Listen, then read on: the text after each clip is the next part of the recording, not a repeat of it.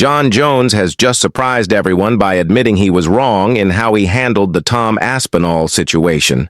And now he wants to make peace with Dana White. After months of silence and tension, Jon finally spoke out, saying that their verbal agreement didn't work out the way anyone expected.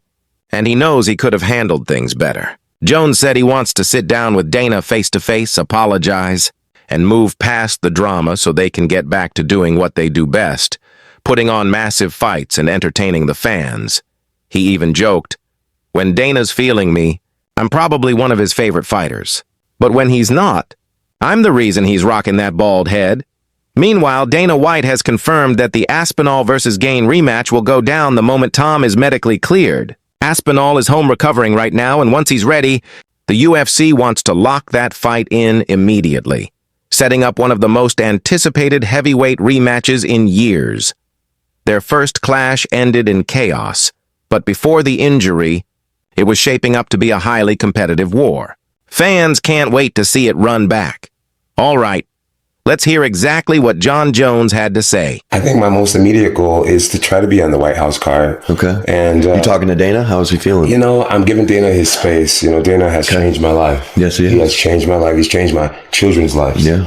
And I'm forever grateful to him. And we had a verbal agreement that didn't go over well. Nothing was finalized.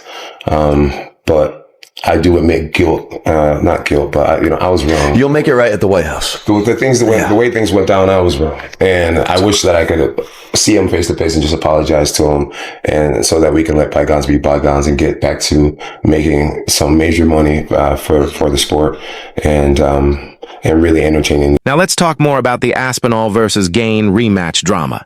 Dana White recently updated fans on Tom Aspinall's eye injury, and his comments only added fuel to the fire.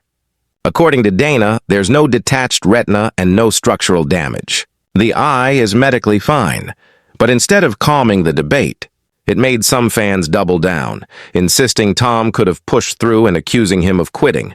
Not everyone is buying that narrative. Heavyweight legend Alistair Overeem clapped back at the critics in an interview with Bloody Elbow, saying the footage clearly shows how vicious those eye pokes were. He said the pain looked excruciating and, based on his own experience, Tom's reaction was completely understandable. Overeem has zero issues with how Aspinall's first undisputed title defense ended. Eye poke was very deep. Yeah. And I don't know if you ever had an eye poke, but it can be very painful. And especially if it's going to go in that deep, there's going to be damage.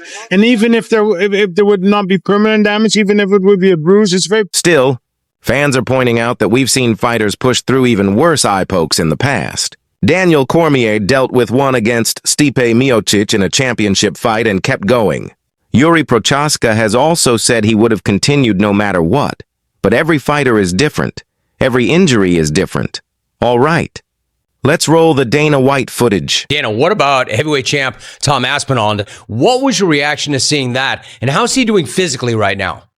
Devastated. I was devastated. Right? When your main event, and it's heating up, and it looks like it's going to be a really good fight, and then it ends with an eye poke, and that's how the fight ends. It's brutal. He's at home. He's recovering. And as soon as he's able to fight again, we'll book the rematch. Yeah, I mean, as far as I know, we haven't heard that there's anything. He doesn't have detached retina. There's no damage to the eye, so he should heal up soon, and we'll figure out when we can. Just weeks after Ilia Topuria's divorce sent shockwaves through the MMA world, the lightweight champion has finally spoken out. In an interview with Setanta Sports Georgia, the UFC's official broadcast partner in his home country, Topuria opened up, and social media immediately lit up. Fans reacted with a mix of sympathy, excitement, and jokes about how his next opponent better start praying now. And honestly, with the way El Matador fights, that's not an exaggeration. Anyone stepping into the cage with him is in for a nightmare. His personal life has dominated headlines lately, but attention is quickly shifting back to the octagon. There's still no confirmed challenger for his return, but the rumor mill is heating up. Names like Justin Gaethje and Paddy Pimblett are being floated as possible opponents, matchups that could easily headline a massive pay-per-view event. So now the question is, who will get the call to face Topuria next? And will this personal storm have any effect on his championship reign? Only time will tell. But for now, let's take a closer look at El Matador's interview. ანუ ერთი არის ის რომ რაღაცას რომ იოცნებებ ვიზუალიზაციას რომ გააკეთებ და რა თქმა უნდა რომ გწამს რომ მოხდება, მაგრამ მეორე არის უკვე რეალობაში როცა მოდის ეს ყველაფერი და მაგ მომენტებს ცხოვრობ, ხო? თვალგახელილი ოცნებობ ესე რომ ვთქვათ. და ეგ მომენტი იყო რომ ღმერთო ჩემო, ხო იცი რომ ეს მომენტი მოვიდა ჩემ თავს რომ უყურებდი, იმიტომ რომ ამდენი წლები არის მაინც ერთად მოვდივართ, ვიცით რა მომენტში შეგვიძლია ერთმანეთს ანუ მივაწვეთ და ხმა მივცეთ, ხო იცი რომ როგორი მომენტია, იცი რომ კი ნერვიულობ, გეშინია, მაგრამ არავის თოფი არ დაუდია თავზე და არ დაუძალები. მე თვითონ გავაკეთე ამის ვიზუალიზაცია, მე თვითონ მინდოდა და არ რჩება მაგ მომენტში შანსი იმის გარდა რომ უბრალოდ დატკბე Khamzat Chimaev's sparring partner. Luke Rockhold just dropped some major insight, and it has the entire middleweight division buzzing. According to Luke, Sean Strickland might be Chimaev's toughest challenge at 185. On a recent podcast, Rockhold broke down his training sessions with both fighters. He said Chimaev's wrestling is absolutely elite, next level, but his striking isn't as untouchable as people make it sound.